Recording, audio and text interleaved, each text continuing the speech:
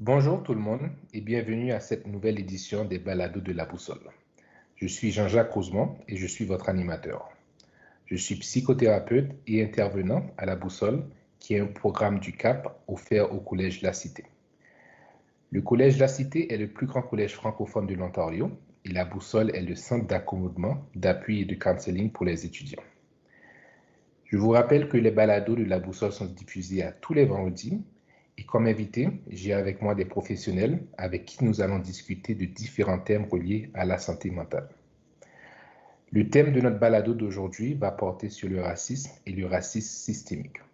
Et pour en parler, j'ai avec moi mes collègues qui travaillent aussi à la Boussole, Julie Galland, travailleuse sociale, et Jacqueline Saint-Laurent, psychothérapeute et candidate au doctorat de l'Université Saint-Paul. Bonjour Julie, bonjour Jacqueline. Bonjour Jean-Jacques. Bonjour Jean-Jacques. Donc, je veux d'abord, avant tout, vous remercier d'avoir voulu participer à ce balado. Merci à toi pour l'invitation. Oui, merci. Donc, je voulais commencer en vous demander pourquoi est-ce qu'il est important de parler de l'enjeu du racisme, particulièrement en ce moment. D'abord, je dirais qu'il faut toujours en parler. Il n'y a pas un moment particulier plus important qu'un autre. Mais pour répondre à la question, je pense que c'est très important qu'on en parle en ce moment parce qu'on assiste depuis plusieurs années à une augmentation d'actes racistes d'actes racistes dans la sphère publique. Puis, il faut savoir que cette augmentation, elle n'est pas propre à l'Ontario, elle n'est pas propre au Québec ou au Canada. C'est vraiment une tendance qu'on peut remarquer dans plusieurs pays où les discours racistes circulent de plus en plus librement.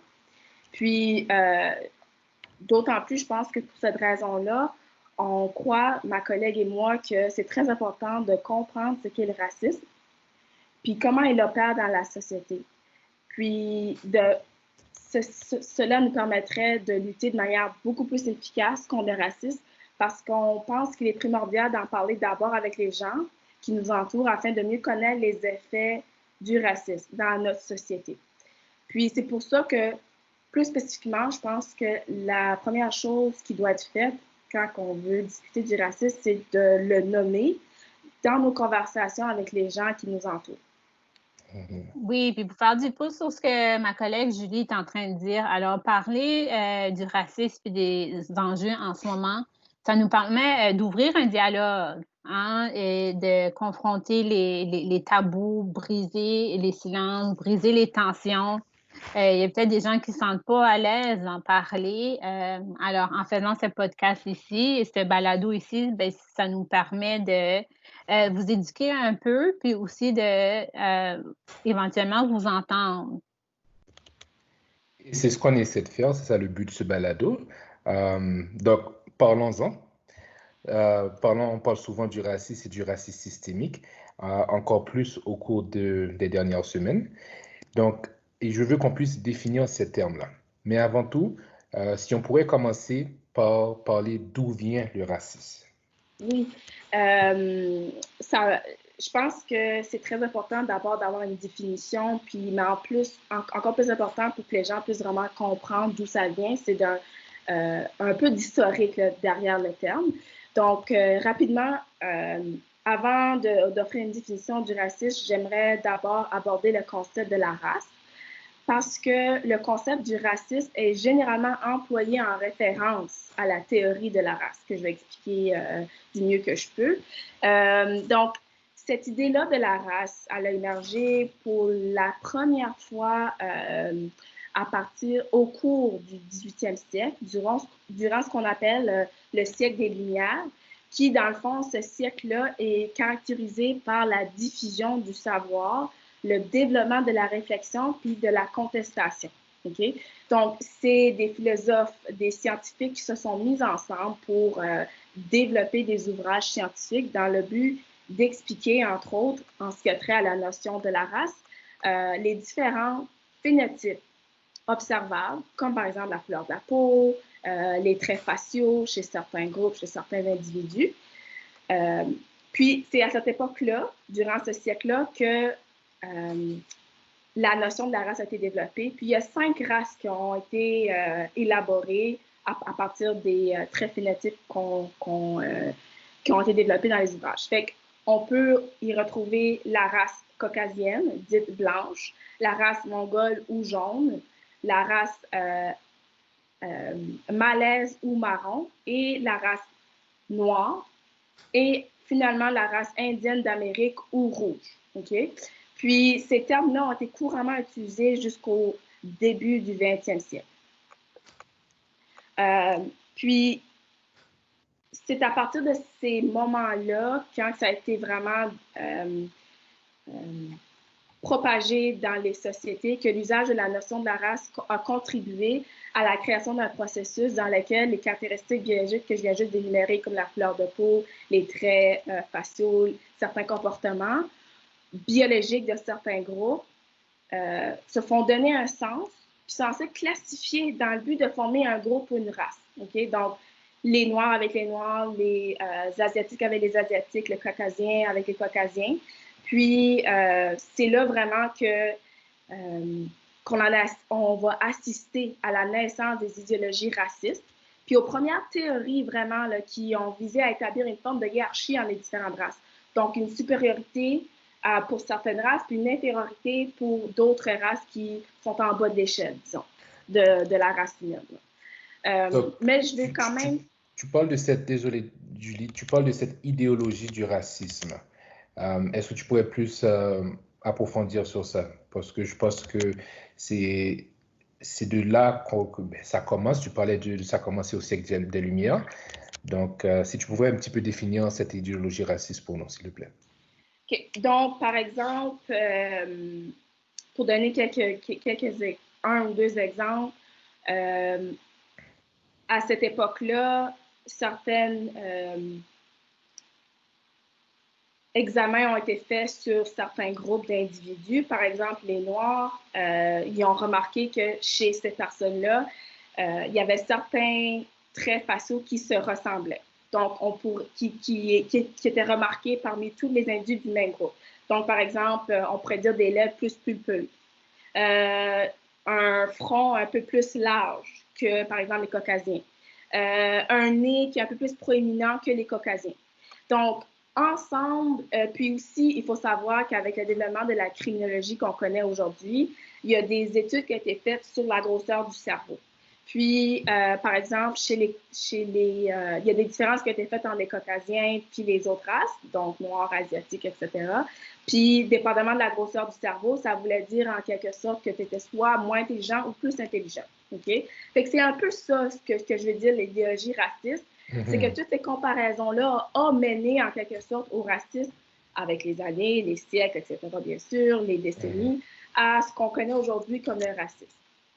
C'est un peu les premiers balbutiements du racisme qu'on pourrait connaître aujourd'hui. Est-ce que... Ouais.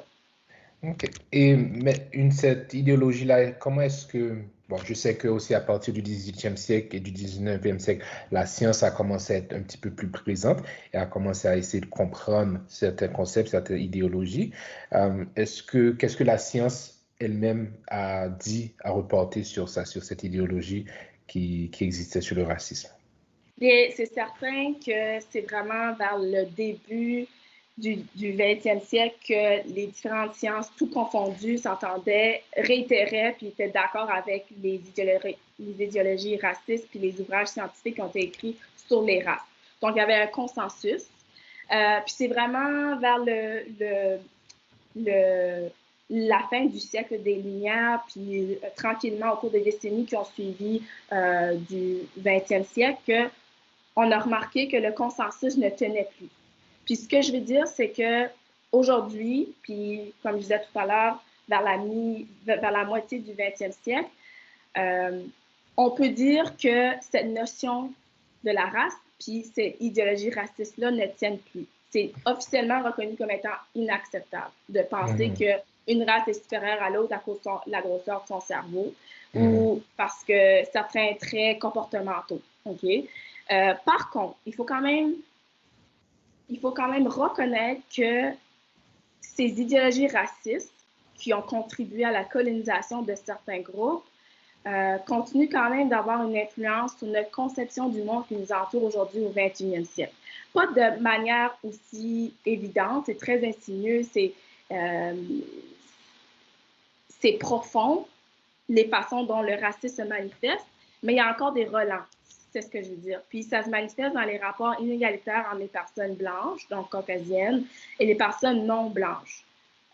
Puis ça se manifeste aussi à travers le maintien du lien colonial avec les peuples autochtones du Canada et ailleurs dans le monde aussi, il faut dire. Donc même si la science est venue démontrer que ça n'existe pas, cette notion de race, c'est une construction sociale, on peut voir comment cette idéologie s'est quand même a continué et a perduré jusqu'à maintenant. Et comme tu dis, sous une autre forme, et on va en parler un petit peu au cours du balado. Oui. Puis, j'aimerais juste rajouter que c'est pas toujours facile à dénoter le racisme lorsqu'il se manifeste. Par exemple, ça peut être à travers des micro-agressions. Quand on parle d'aujourd'hui, au 21e siècle, en ce moment, alors qu'on se parle, il n'y a plus d'actes racistes aussi flagrants qu'à l'époque de l'esclavage ou de la ségrégation raciale. On peut le dénoter à travers des micro-agressions. Puis j'aimerais juste rapidement donner peut-être un ou deux exemples. Oui. Mais des micro-agressions, c'est vraiment des commentaires ou des gestes qui peuvent apparaître au premier regard comme étant vraiment banals, mais qui, avec le temps, deviennent difficiles à entendre pour ceux qui en sont victimes. Et ça peut aussi engendrer de la douleur et de la frustration chez ceux qui reçoivent ces commentaires-là. Puis, par exemple, se faire dire « tu parles bien français », tu es très articulé pour une personne noire ou pour une personne asiatique. Ou se faire dire, alors que tu as grandi ici, c'est ta langue, c'est ta première langue que tu as parlé à la maison. Te faire dire, tu viens d'où, alors que tu es né au Saguenay, tu es né à Montréal, c'est tout ce que tu as connu. Le Canada, c'est chez toi, c'est chez vous. Puis aussi, par exemple, se faire dire, moi, quand je te parle, je ne vois pas la couleur, tu es une personne, tu es un humain, pour moi, ta couleur n'a pas d'importance. Ça, c'est des petites micro-agressions qu'avec le temps, là, ça s'accumule, ça devient lourd à entendre. C'est ces sous-entendus-là qui font référence à ce que, bon, la personne est différente. Exactement. OK. Exactement. Puis, pour faire du pouce sur la première question, j'ai peut-être une longue définition un peu de la notion de la race, mais j'aimerais revenir à une définition du racisme, si possible. J'aimerais, comme j'ai expliqué tout à l'heure, la notion de race ne repose sur aucun fondement biologique. C'est une construction sociale, comme tu l'as si bien expliqué tout à l'heure. OK? Mais, comme je viens d'expliquer aussi à travers les micro-agressions, c'est comme ça que le racisme se manifeste, entre autres, de nos jours. OK? Donc, dans ce sens, ça signifie que le racisme puis ses effets, que ma collègue va vous partager tout à l'heure, sont bel et bien vivants, même si la notion de la race en tant que fondement biologique, elle, n'existe pas. OK?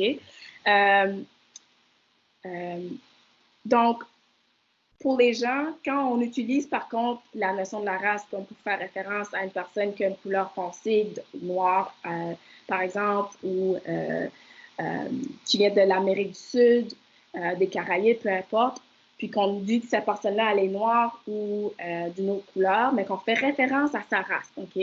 On pourrait parler dans ce cas-là d'un processus de racialisation, OK? Je vais essayer de simplifier un peu, mais ce processus-là, ça implique que lorsqu'on dit que la personne ou le groupe d'individus qui fait l'objet de cette racialisation, on la nomme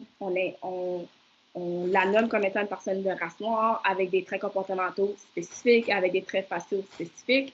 On dit de cette personne-là ou de ce groupe-là qu'il est racisé. Okay? Puis ce processus de racialisation, c'est un processus politique dans lequel l'individu va faire des expériences de marginalisation, va être victime de différentes formes de marginalisation qui touchent aux aspects sociopolitiques, socio-économiques en raison de sa couleur de peau qui n'est pas blanche. Puis, dernier petit point que j'aimerais ajouter, moi, en tant que femme racisée, j'ai une préférence pour le mot racisé au lieu de minorité visible. OK? Parce que je trouve que ça met l'accent sur le processus de racialisation et non tant sur le fait que cette personne-là, à cause de sa couleur de peau, elle est plus visible que, par exemple, la personne blanche qui a juste un différent teint de peau. Mais ça met plutôt l'accent sur le processus de marginalisation qui suit la racialisation. Donc, moi, c'est une préférence. Je vais plutôt nommer les personnes qui font l'objet de ce processus-là, de cette marginalisation, comme étant des personnes racisées et non les minorités visibles. OK. Ouais. J'aimerais, merci vraiment, Julie, pour l'explication puis un peu l'historique d'où vient cette notion-là de racialisation et de la race. Je pense que c'est important de comprendre pour vraiment avoir une meilleure compréhension des micro-agressions et d'où ça vient et comment on peut les éviter, puis les impacts que ça a sur la population, sur nous, sur les personnes de couleur ou les personnes racisées. J'aimerais pointer aussi que Julie est vraiment une experte dans le domaine parce que c'était ça, son projet de thèse à la maîtrise. Alors, on a vraiment une experte avec nous durant ce balado. Et moi, je suis vraiment contente qu'on prend le temps un peu d'expliquer un peu l'historique parce que je trouve qu'on ne le fait pas assez. Alors, merci beaucoup, Julie. Merci, Jacqueline, pour ces beaux mots. J'aimerais aussi préciser un autre point,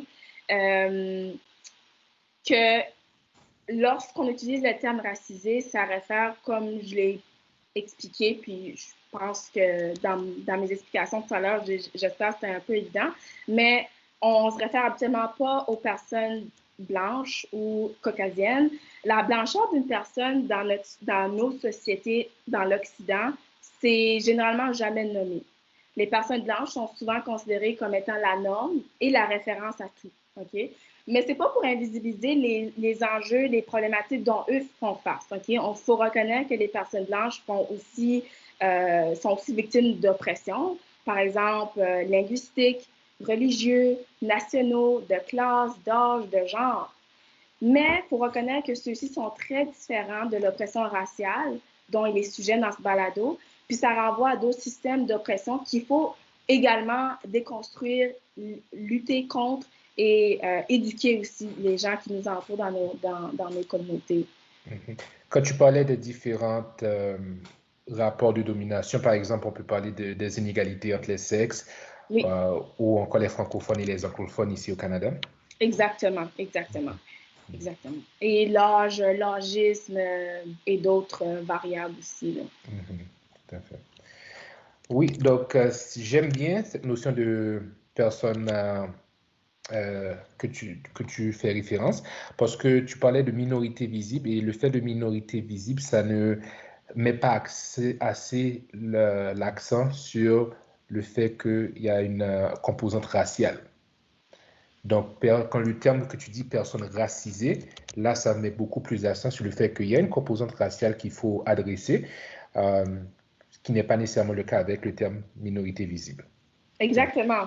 Oui, c'est pour ça, c'est une préférence. Même dans la communauté noire et des autres groupes racisés, il n'y a pas un consensus autour. Il y en a qui vont utiliser le terme personne de couleur, il y en a qui vont utiliser le terme minorité visible ou personne racisée. Chacun a ses raisons pourquoi il le fait. Et, mais moi, c'est juste une préférence personnelle que j'ai de nommer les groupes de cette façon. Mm-hmm. Ouais. Donc, et l'autre point que je voulais aborder dans ce balado, c'est bon, on a parlé maintenant du racisme, un petit peu défini c'est quoi. Maintenant, je voudrais qu'on parle un petit peu plus, qu'on explique le racisme systémique, parce que c'est quelque chose, c'est un concept qui est toujours pas compris. Mais avant d'aller à ce point-là, je voulais parler à Jacqueline et dire si elle avait quelque chose à rajouter sur cette notion de personne racisée. Oui, alors pour faire un peu un résumé là, de tout ce que Julie a mentionné, Julie, si tu me permets, je vais prendre le temps de définir le racisme pour faire un peu un résumé. Puis je vais vraiment utiliser ton document, OK? Alors, je vais vraiment prendre le temps de faire ça pour que tu puisses expliquer en mieux le racisme systémique.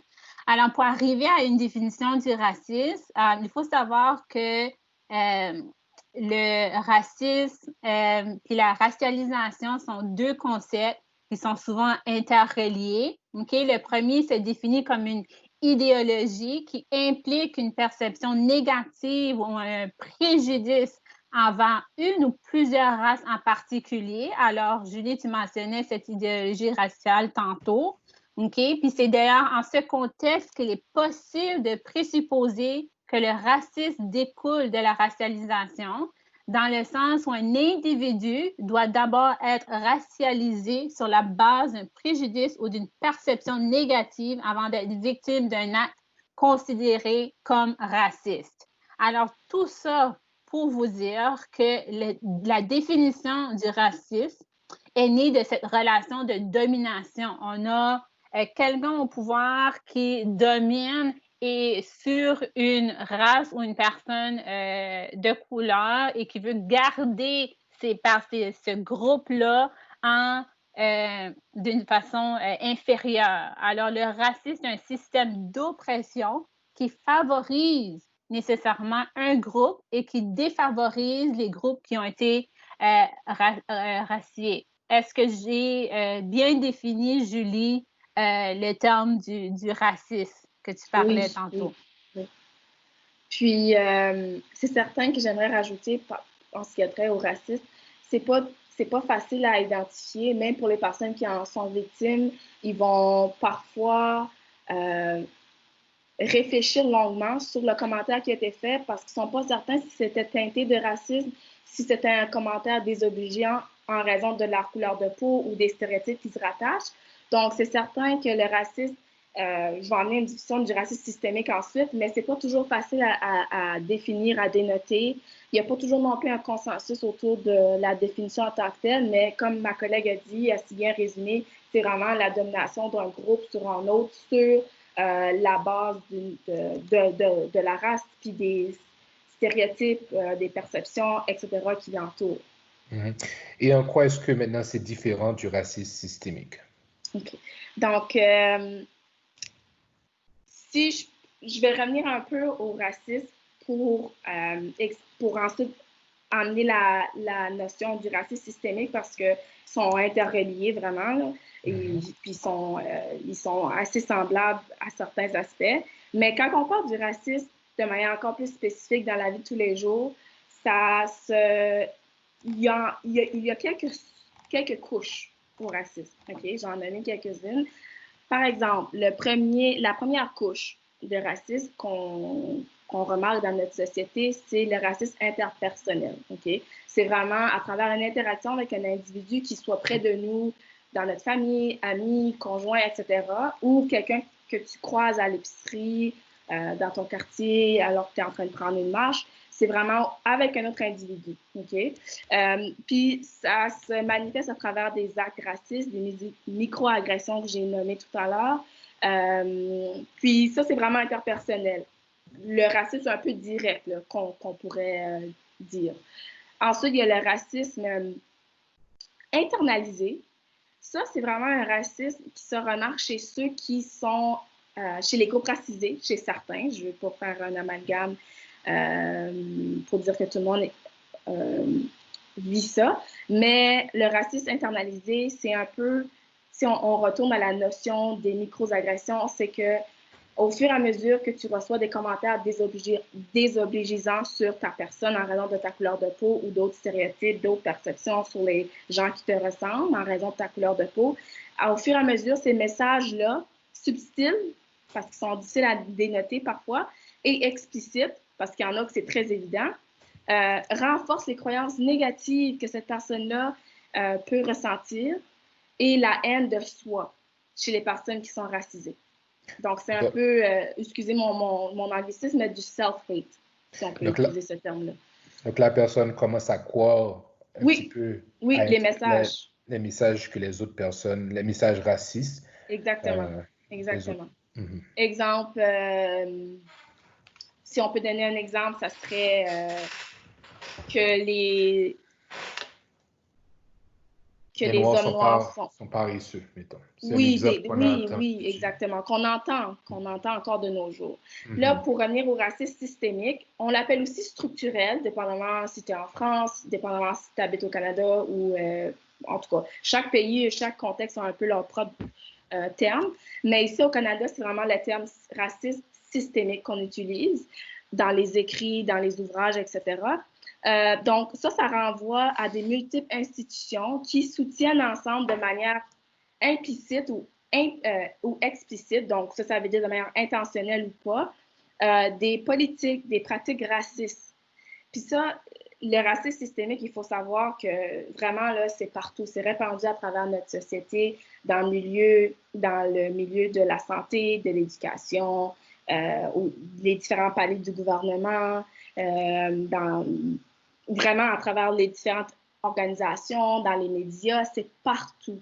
C'est pour ça que c'est si difficile à remarquer quand il se produit, mais à la longue, tu les vois les effets, tu les vois les conséquences du racisme systémique. Puis, j'aimerais juste donner, quelques exemples. Par exemple, OK? Quand tu remarques qu'il y a des différences assez notables entre les personnes salariées, entre un salaire d'une personne racisée et un salaire d'une personne blanche, caucasienne. OK? Les premiers sont souvent sous-payés, surqualifiés pour certains. Et pour les personnes blanches, cet écart-là est à la hausse. Donc, ça veut dire plus représenté, plus grand salaire, plus d'opportunités. Par exemple, aussi un autre exemple qu'on remarque beaucoup, c'est les gens qui postulent à un emploi, les candidats qui ont un nom de famille à consonance étrangère, sont peut-être désavantagés, dans le sens où ils sont rarement, je devrais peut-être pas dire rarement, mais ils sont moins convoqués en entrevue. Puis s'ils le sont moins aptes ils vont peut-être pas avoir accès à l'emploi. Donc, on va les convaincre en entrevue, mais au final, ils n'auront pas l'emploi voulu. OK?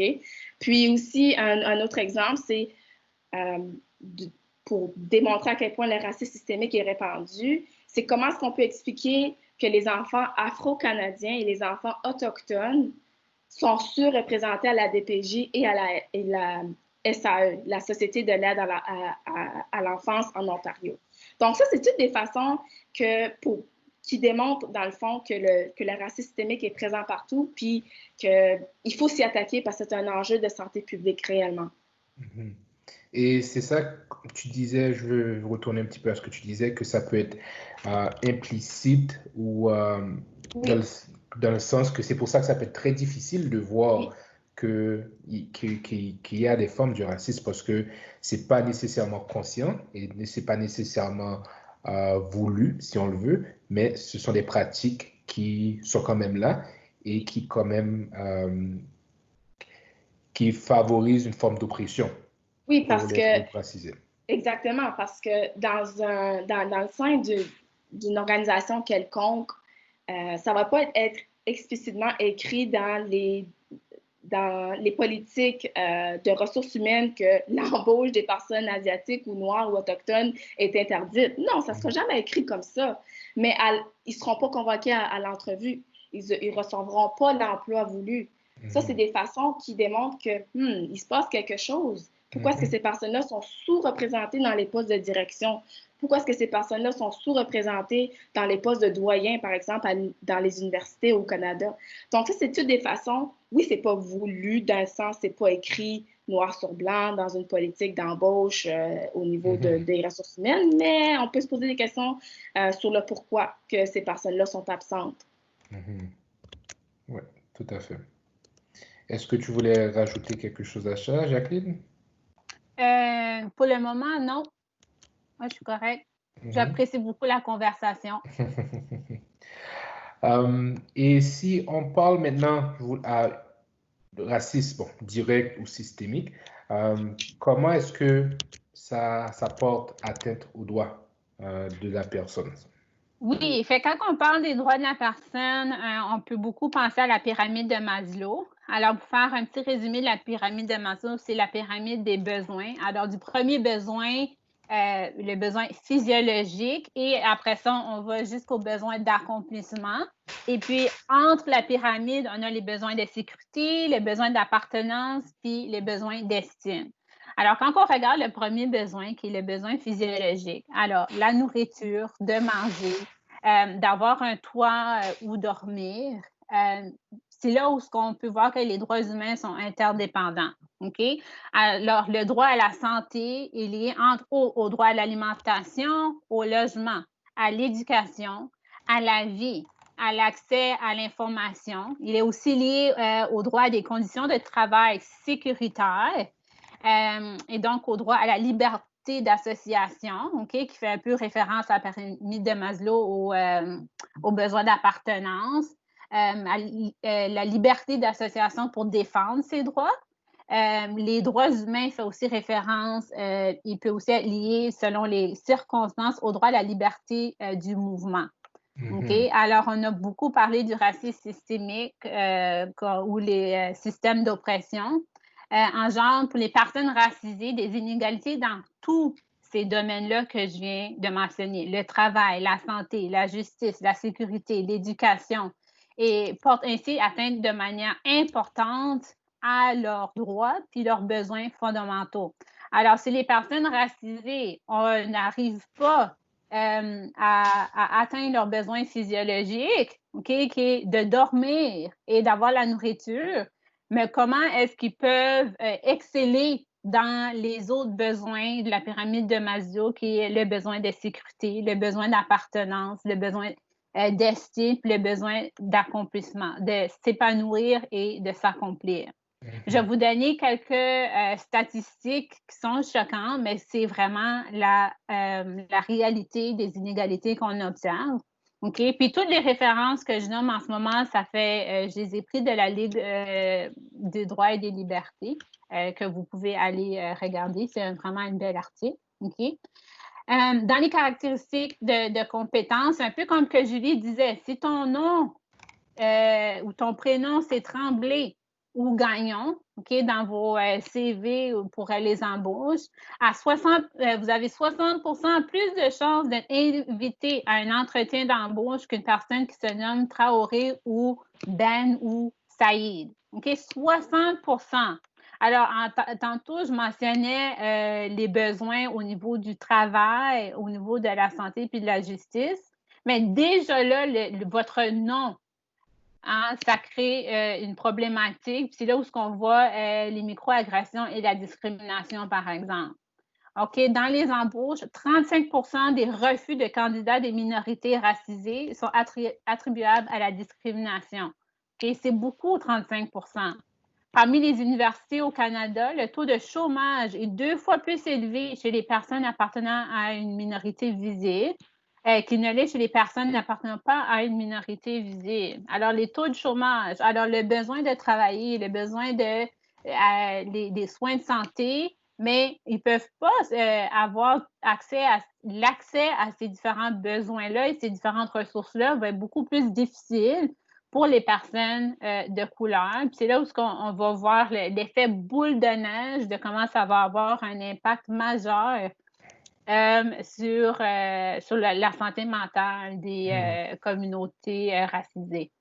C'est ça, parce que si on le rappelle, la pyramide de Maslow, pour pouvoir répondre aux besoins, les besoins qui sont un petit peu plus élevés, comme besoin d'estime de soi, d'accomplissement, il faut d'abord commencer par répondre les besoins de base. Et si, par exemple, on est dans une société où est-ce que les personnes racisées ont plus de difficultés à avoir accès à un emploi, mais d'abord, les besoins de base ne vont pas pouvoir être remplis. Besoin, comme tu dis, pour se nourrir, avoir un toit au-dessus de sa tête. Donc, ça commence par là. Et si ce besoin n'est pas rempli, bien, les autres ne pourront pas pouvoir être remplis. Exactement. Et puis, s'il n'y a pas de sous, si on n'arrive pas à amener des sous à la maison, mais c'est certain que ça va engendrer du stress puis de l'anxiété puis des problèmes au niveau de la santé mentale à long terme. Et j'aimerais rajouter oui, vas-y. quelques statistiques à ça aussi qui sont un peu plus locales, qui sont un peu plus proches de nous à Ottawa. Par exemple, Ottawa et Toronto. Mais au niveau dans le milieu de l'éducation, il faut savoir que les étudiants de l'école secondaire représentent de manière assez disproportionnée des décrocheurs. Donc, sont plus aptes à décrocher. À un taux de 36 comparé à la population générale d'Ottawa qui est de 27 Donc, ça, c'est quand même un chiffre qui est assez problématique, puis qui est inquiétant. Puis, le pourquoi, c'est un peu tout ce que ma collègue vient d'énumérer, des effets du racisme systémique, puis du racisme direct en général, qui explique pourquoi que les personnes, les étudiants, tout confondu, le genre tout confondu, on remarque que c'est ça, ils décrochent de l'école à un jeune âge comparativement à leurs collègues de classe qui sont non racisés.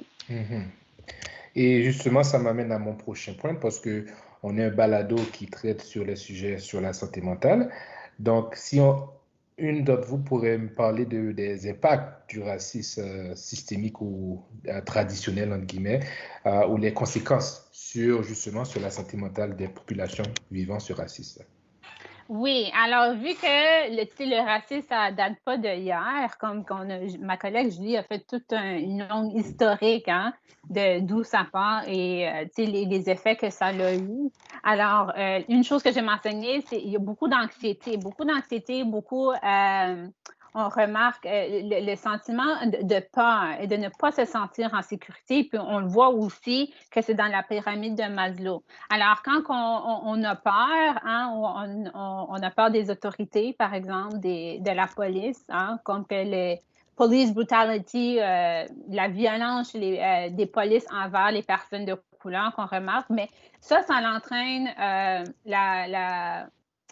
les personnes de couleur peuvent revivre un certain trauma qu'ils ont vécu dans leur pays d'origine.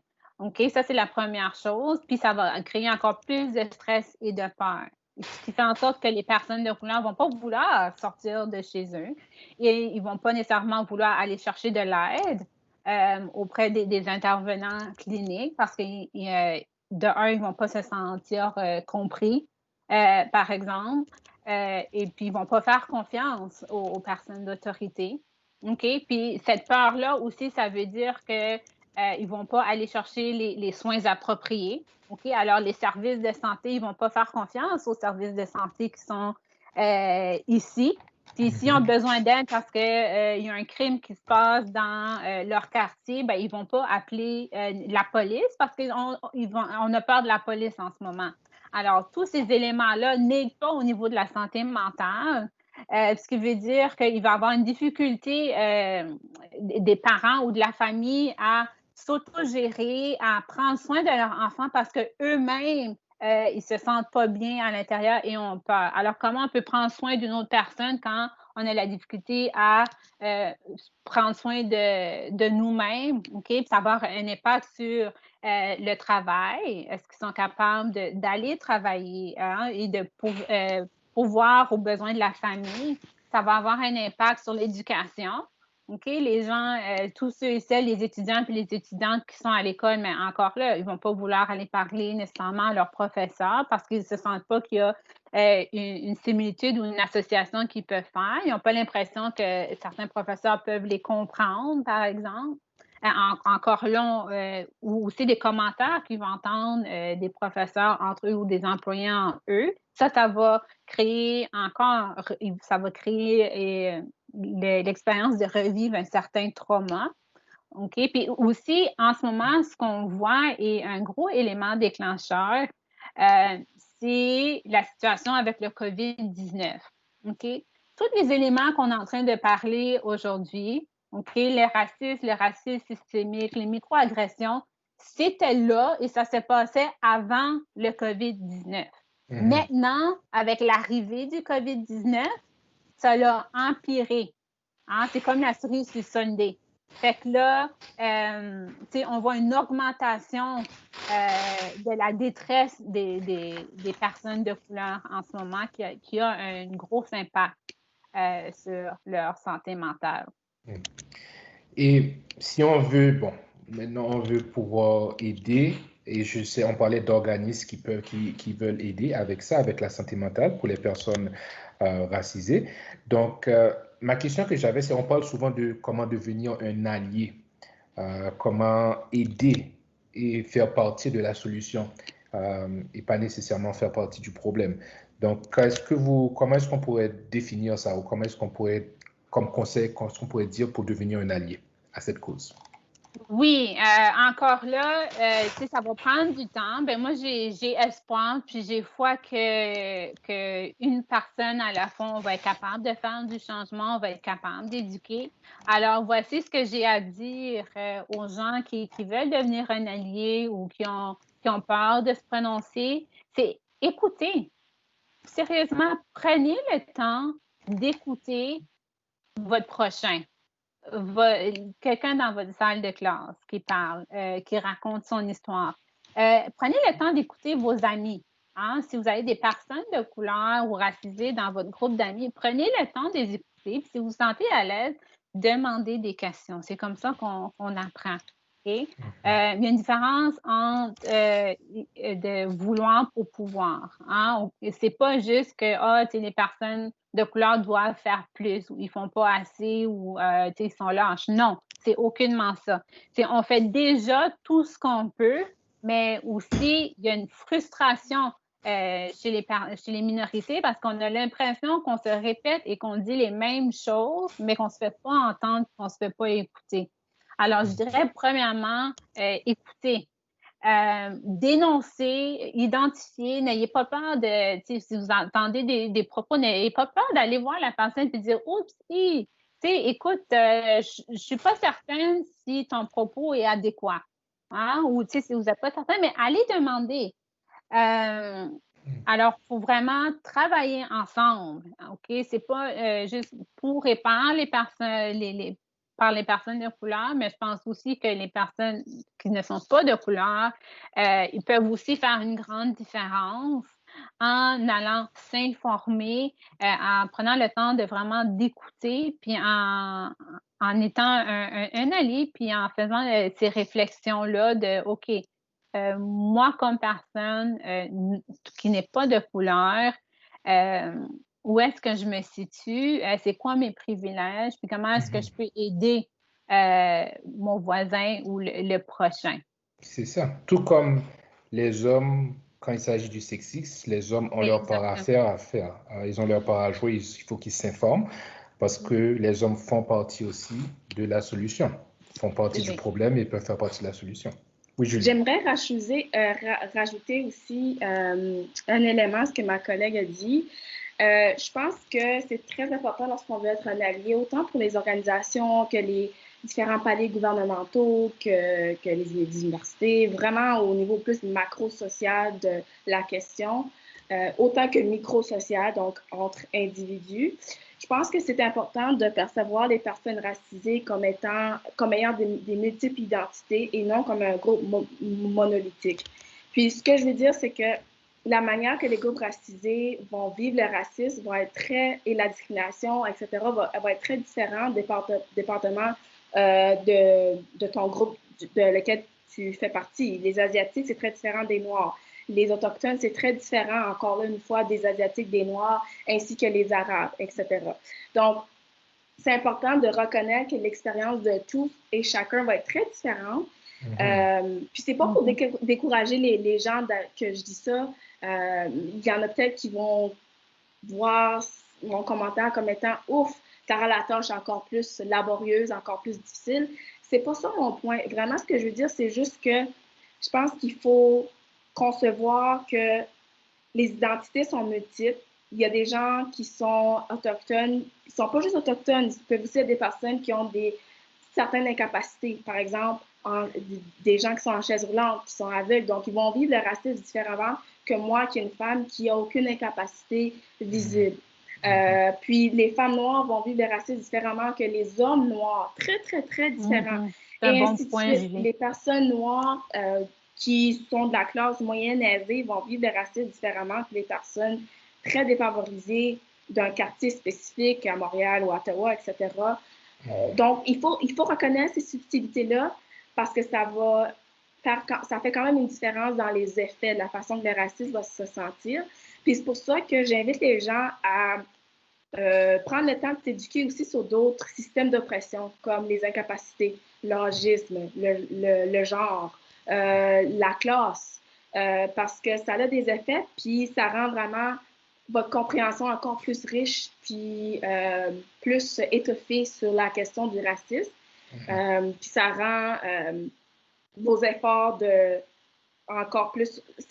on remarque vos efforts encore plus quand les gens prennent le temps de s'éduquer, pas seulement sur le racisme, mais aussi sur d'autres systèmes d'oppression, parce qu'ils sont tous ressentis différemment, mais aussi interreliés entre autres. Donc, si je peux peut-être proposer un terme pour vous guider un peu dans vos réflexions, puis dans vos recherches à travers Google ou autres, mais je vous conseille peut-être de lire sur le terme de l'intersectionnalité.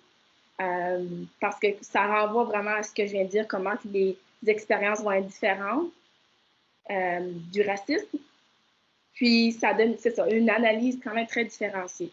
Donc, c'est ça. Très bon point, Julie. Et c'est ça, pour résumer, on ne peut pas mettre tout le monde dans la même boîte.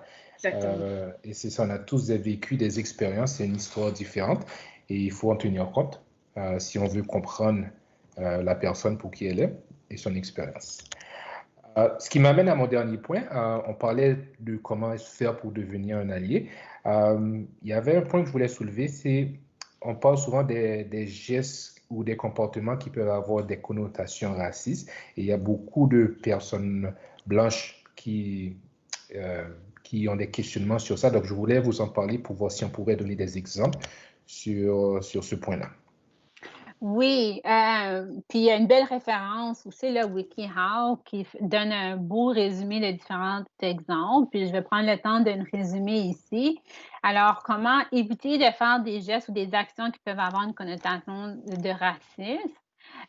Premièrement, c'est vraiment que les gens prennent le temps de s'auto-évaluer puis d'auto-évaluer vos schémas. Okay? C'est une étape importante de votre cheminement personnel pour dépasser les préjugés raciaux, consiste à pouvoir d'où ça vient et vos réactions par rapport à ça. Alors, quel groupe de personnes pourriez-vous avoir des préjugés, par exemple? Julie a nommé certains groupes déjà. Quelles sont vos idées sur ces groupes de personnes? Prenez le temps de les écrire.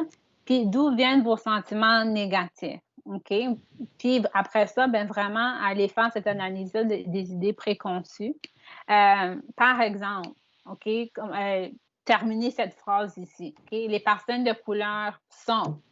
Là, vous écrivez vos préjugés par rapport à ça. Les Asiatiques sont. Là, vous écrivez vos préjugés, puis après ça, c'est vraiment prendre le temps de réfléchir, OK, mais d'où ça vient? Où est-ce que j'ai appris ça? Et est-ce que je suis quelqu'un qui met en pratique ces croyances-là puis ces stéréotypes-là? Si vous dites oui, c'est correct. Maintenant, qu'est-ce que vous faites pour le changer? C'est quoi vos actions au quotidien pour travailler ces stéréotypes-là puis les changer pour devenir un allié? OK? Éviter l'appropriation culturelle aussi. OK? En d'autres termes, n'utilisez pas des éléments identitaires, ethniques des autres comme costumes ou accessoires de mode. L'exemple que je peux vous donner, c'est l'exemple du blackface. OK? Se peinturer le visage noir pour représenter Nelson Mandela, par exemple. Les gens vont dire, ben oui, mais moi, j'aime Nelson Mandela, je m'associe à lui, fait que je vois pas c'est quoi le problème. C'est que ça, encore là, c'est là où on doit s'éduquer au niveau de toute l'histoire derrière les personnes de couleur, des personnes noires. Quand vous faites quand vous allez un peu dans l'historique, vous allez voir que les caricatures utilisées pour représenter les personnes noires étaient vraiment dénigrants. OK? Puis c'est de là où ce que vient le terme du blackface et qu'on demande de ne pas le faire. parce que ça continue d'avoir une connotation dégradante pour les personnes de couleur. Faites attention au racisme ou racisme systémique, aux microagressions qu'on a mentionnées tantôt. Pour les cliniciens, les intervenants, par exemple, faites attention quand vous posez vos questions, quand vous avez des clients de couleur. Par exemple, demander à quelqu'un, est-ce que tu sais comment écrire? Est-ce que tu sais comment utiliser un ordinateur? Ou, la phrase très célèbre que j'entends souvent, les Noirs sont toujours en retard. Là, vous avez un client qui est là à l'heure, puis la réaction, c'est Oh my God, OK, wow, vous êtes à l'heure. Déjà là, ça crée un malaise chez la personne. OK, ça, c'est très subtil, mais c'est des micro-agressions. OK? Aussi, éviter des propos racistes. OK? Ça semble vraiment évident pour plusieurs, mais on ne réalise pas à quel point qu'on entend des propos racistes qui sont en lien avec les stéréotypes. Alors, c'est pour ça que c'est vraiment important de faire le travail sur les schémas, puis d'écrire nos idées préconçues. Puis on va voir que, oh, OK, mes idées, c'est vraiment les stéréotypes que j'ai vus dans les réseaux sociaux, que j'ai vus à la télévision, que j'ai vus dans certains films, par exemple. OK?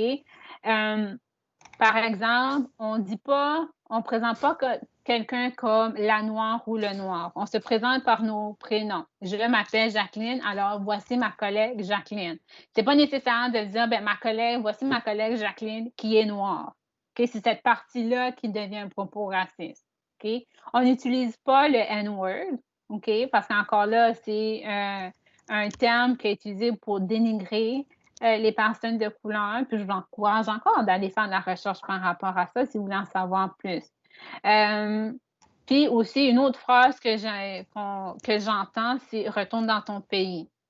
Et ça a une connotation raciste, de discrimination de toutes les sortes. Fait qu'on veut éviter ce type de langage-là, OK? Ou dire que ça, c'est un travail d'arabe, ou ça, c'est fait par les Juifs. Ça, c'est quelque chose que les Juifs font, par exemple.